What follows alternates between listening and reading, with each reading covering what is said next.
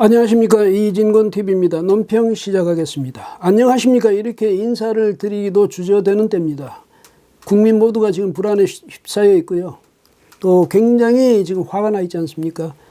청와대 그 홈페이지에 가면 국민청원이라는 그 소통방이 있는데요. 거기에 27일 오후 11시 무렵에 문재인 대통령의 탄핵을 요구합니다, 이런 청원에 119만여 명이 동의를 했습니다. 문 대통령을 응원합니다, 이런 청원에는 81만 6천여 명이 또 동의를 했고요. 청와대 이 홈페이지에 국민청원이라는 소통방을 두게 된 것은 2017년 8월 17일부터랍니다. 국민이 물으면 정부가 대답한다, 뭐 이런 캐치프레이즈를 내걸고 이제 개설했는데, 아마 문재인 대통령하고 그 참모들, 그 지지자들만큼 이 포퓰리즘적인 발상이나 퍼포먼스에 능한 사람 아마 세상에 구하기 어려울 겁니다. 참 발군이죠. 이 문재인 대통령을 적극 지지하는 사람들, 이 사람들이요, 또 이른바 문파라는 사람들, 이런 사람들이 이 사이버 공간뿐 아니고 SNS에까지도 휘젓고 다니지 않습니까? 문자 폭탄을 날려가면서 말이죠. 이런 소통망을 만들어 놓으면 정부에 불리할 리가 없죠. 오히려 정부에 큰 힘이 될 것이다. 혹시 정부에 대한 불만이 나오면 이 사람들이 아주 압도해버릴 테니까 뭐 이런 계산을 했을 것 같은데, 이 재주가요, 아주 많은 걸 자랑하다 보면 결국 그 재주에 넘어가는 경우가 있습니다. 그 재주 때문에 망하는 경우가 있는 거죠. 이번에도 보니까 문재인 대통령에 대해서 이렇게 탄핵 요구가 많아진 것은 너무 이런 걸, 이 소통방을 즐겼기 때문에 그런 거 아닙니까, 정부 측이. 물론 이제 앞으로 이 대통령을 응원한다는 응답수가 더 많을 수도 있습니다. 더 많아질 수도 있지만 중요한 거는요, 이제까지 좀 이런 소통방 참여를 꺼렸던 그 자유우파 사람들이 이제는 적극적으로 그 의사표시를 하게 됐다, 이겁니다. 그것도 문 대통령 탄핵하라, 여기에 의사표시를 하고 나온 거거든요. 이런 점에서 보면 청와대가 꾀를 잘못 낸 거죠. 자승자박격이 됐습니다. 예. 아주 사라진 줄 알았던 강경화 외교부 장관이 25일에야 매스컴에 얼굴을 내밀었습니다. 그리고 26일에 중국의 외교부장 왕이 부장하고 통화를 했는데, 강 장관이 이 통화에서 중국의 한국인에 대한 입국 제한 조치가 너무 과도하다고 어필을 했던 모양이죠. 그랬더니 왕이 부장이 불필요한 국경 간 이동은 일체 통제돼야 한다고 말했답니다. 뭐 신문에서는 서로가 아주 덕담을 나눈 것처럼 나왔는데 실제로는 그런 말이 오갔다는 거죠. 중국 언론의 태도는 어떻습니까?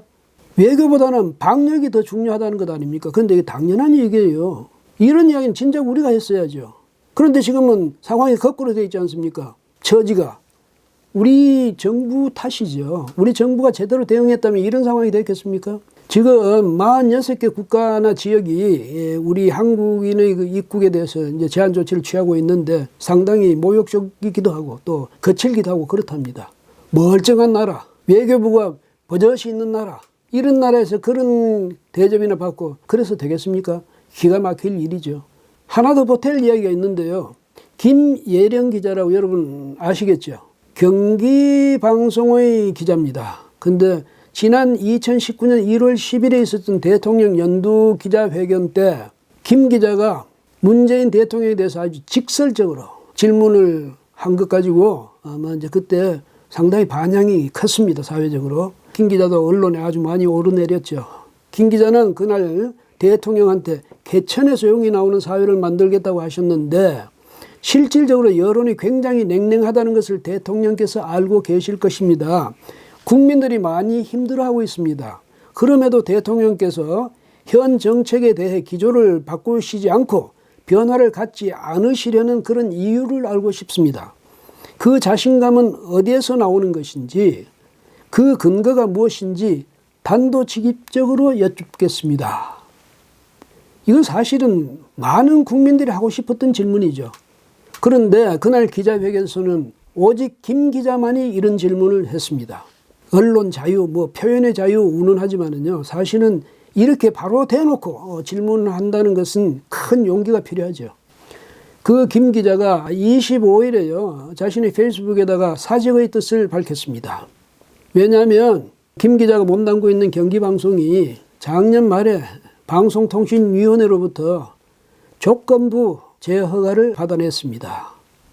그런데 그 과정에서 상당히 이제 이 회사가 시체말로 기합을 많이 받았던 모양이죠. 그러니까 김 기자로서는 그게 바로 자신 탓인 것 같아서 사표를 내지 않을 수 없다는 그런 결심을 하게 된 것 같습니다. 그런데 그게 뭐 단지 느낌만이었겠습니까?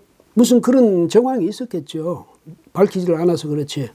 그리고 그 전날, 바로 그 전날 24일에 경기방송 경영진이 이사회를 열어가지고 오는 3월 16일에 주주총회를 거쳐 폐업을 하겠다, 이런 결정을 했습니다.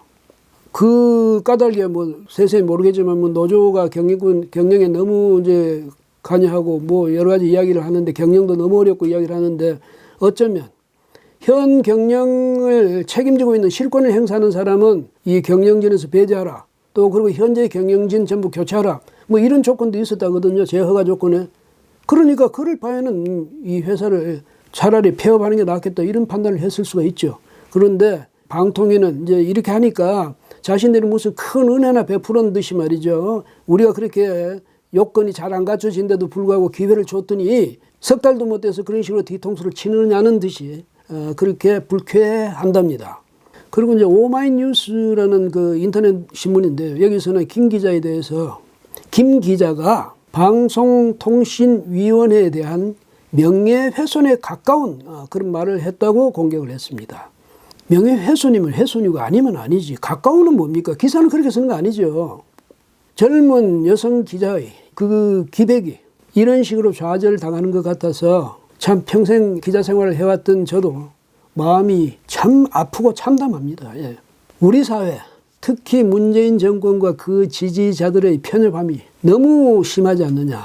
그걸 다시 확인하게 되는 기분이 정말 우울하고 답답하고 안타깝고 그렇습니다. 여러분, 코로나19 정말 조심하고 또 조심하십시오. 늘 건강하십시오. 예, 오늘은 여기까지 하겠습니다. 고맙습니다.